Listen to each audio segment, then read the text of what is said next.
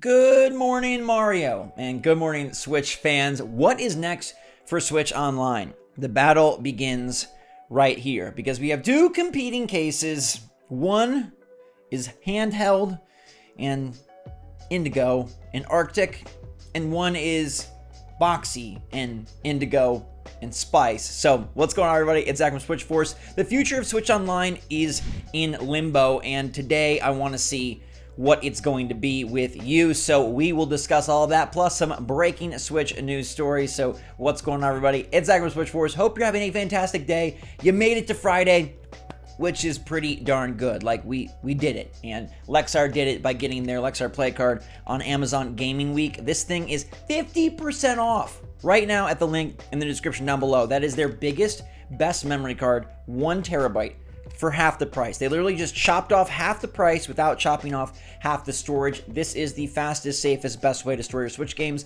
and I'm telling you, you get one of these at half off, you'll be good.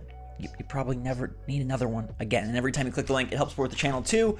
Thank you for doing that in advance. Now, Nintendo, up to weird stuff, removing the gacha elements from Mario Kart Tour. Now, Mario Kart Tour maybe sat in the periphery from many Switch owners' eyes, but it's been brought into the limelight because of the Mario Kart 8 Deluxe DLC, the Course Booster Pass, right? We get a lot of tour tracks, and we're going to continue to get tour tracks.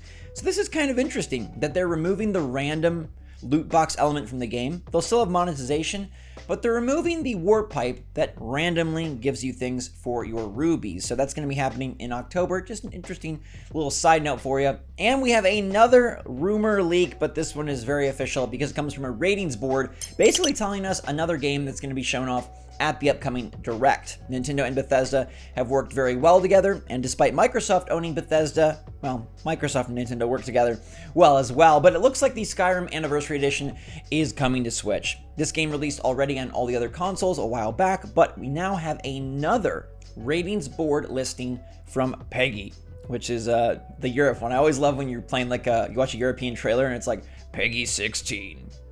ESRB just flashes it, but Peggy's like, Peggy 18. I don't know.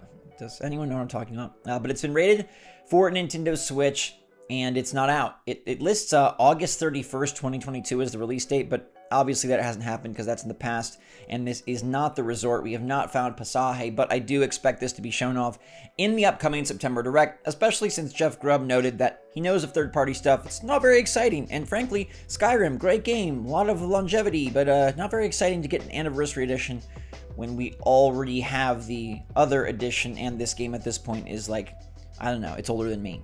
All right, we've made it to the central piece of this video, which is what's next for Switch Online. Every September, they usually love to do a big update. Last year, they brought in the expansion pack, and oh, what month is it? September. A Direct is coming? Yes. Nintendo Switch Online is going to get a substantial increase in the coming days, and I think there's an interesting debate on which way they should go. Now, just consider this for a second, all right? We had a lot of rumors yesterday from leakers about GameCube resurgence. More than just Legend of Zelda, Twizzler Princess, and Legend of Zelda Wind Waker. They're bringing a bunch of GameCube stuff, and one of the options would be Switch Online. So just consider that Nintendo could bring GameCube to Switch Online. And then we have the emulator for Game Boy and Game Boy Advance that they clearly have already been tweaking with 40 games that were already being worked on. And it's like, which way do they go? And here is where the face-off begins. And here is where I subject myself to potentially more chaos. I'm going to tell you that I think it would be better if they went Game Boy Advance than GameCube. Now, hear me out, and then feel free to contest this and battle this in the comments down below. Game Boy Advance is full of hits. It's full of amazing entries in many franchises. Everything from Kirby to Metroid, Golden Sun, Mario, and more. They have a lot of really strong titles, and I believe that a game like Legend of Zelda Minish Cap or Pokemon Pinball Ruby and Sapphire, those titles would be more fun to have on our Switch as basically a way to make the Switch a big, pretty, brightly colored Game Boy. Now, some people like GameCube better, and I understand there's great titles there as well. Metroid Prime, the aforementioned Wind Waker, right? A lot of good stuff. Chibi Robo, Melee, Pikmin.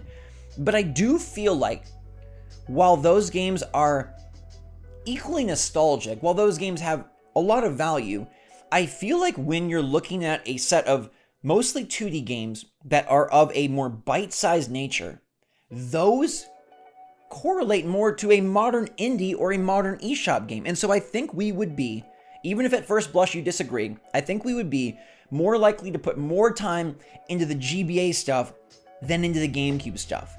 I mean, there's also the point where Nintendo knows they can sell you the GameCube stuff by remastering it and putting it out for $60 and people will buy it, but just forget that for a minute. The other important thing is that many of these Game Boy Advance titles have not really had a sort of follow-up. Some of them have, right? We got Metroid Dread, which would be, the perfect follow-up to Fusion and Zero Mission, but many GameCube games already have seen the light of day on Switch. We have 3D Zelda. We have Luigi's Mansion 3. We have 3D Mario. We have a Pikmin game, albeit from Wii U, but it's still originated on GCN. Whereas Game Boy has many more franchises that I believe would get a first blush look at the lavish Switch install base and maybe could go further. I mean, there's also an F-Zero on both platforms, but think of things like Golden Sun. That would be brilliant to introduce to the Switch audience and then buoy that forward into a new Golden Sun. Pokemon Pinball is something that needs to come back, has not been around for a while, and gets me so excited. Haven't seen that, and that's not on Switch. We have Pokemon aplenty, but no Pokemon Pinball. And even consider the Minish Cap. We have a 2D Zelda sort of, because we did bring back Link's Awakening, and I think that game is awesome. Underrated even.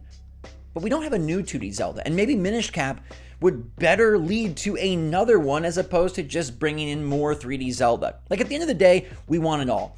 And eventually you probably do have it all. But I think if you look at what the Game Boy Advance lineup brings, unique titles like Mario and Luigi Superstar Saga, a failed franchise because Alpha Dream is just gone, but really, no, it should be so successful and it's brilliant. It should not die. The games did great and were reviewed awesome, and we would love to have a new one. Mario and Luigi, bring it back via GBA, NSO, and then maybe you can convince everyone to develop a new game for Switch. One more for you, Wario Land 4.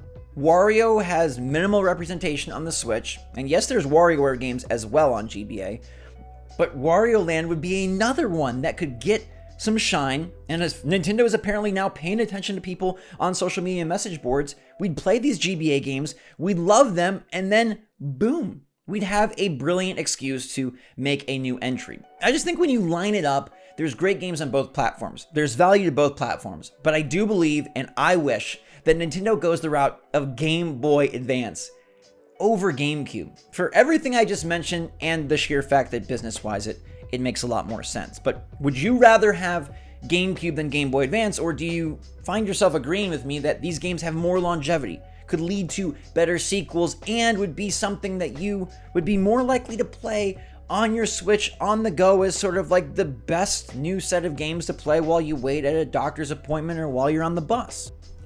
Also, Advance Wars is on GBA, and since the Switch version is just in such limbo, then we could play Advance Wars too.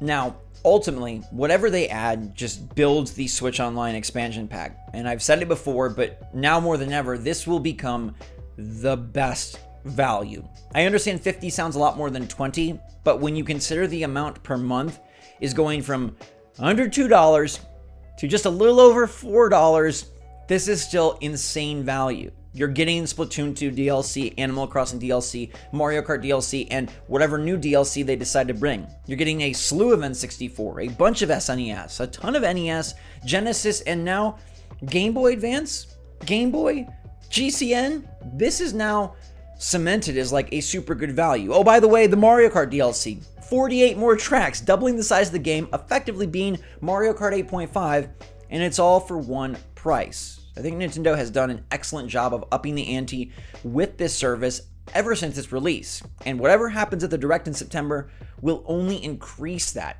And it's already super recommendable, so bringing in another nostalgic platform, this thing becomes almost a must-have, right? If they add another DLC and they add another console, must-have territory. So while new games are super cool, and while I am pumped to see what Nintendo announces for 2023, if they have a surprise, if the Metroid Prime Remaster is actually real, I think the NSO segment has a chance to be insanely rewarding. Whatever route they go, and if they do decide to really bring us that Game Boy Advance lineup, I think this is a big moment for Switch owners and will provide a lot of fun content for the holidays and beyond. Anytime there's a gap in the release schedule, you can play Minish Cap. You can play Zero Mission. You can play Golden Sun 2, and you'll be fulfilled with fantastic titles that deserve more exposure. You could also do that with older titles, but I feel like the Game Boy Advance is the sweet spot. I hope we get to taste that sweetness very soon. All right, it's Friday. Get out there, enjoy your long weekend. I will see you soon. We got some big videos this weekend. I'm gonna try not to piss off Sonic fans. And everybody, thank you so much for your support. Couldn't do this without you. I do it because of you, and I love all of you so much for being here and for supporting and for appreciating who I am and what I do. So thank you very much. Stay safe, stay healthy, stay happy, stay positive out there. Enjoy your weekend, and until next time, SwitchForce out.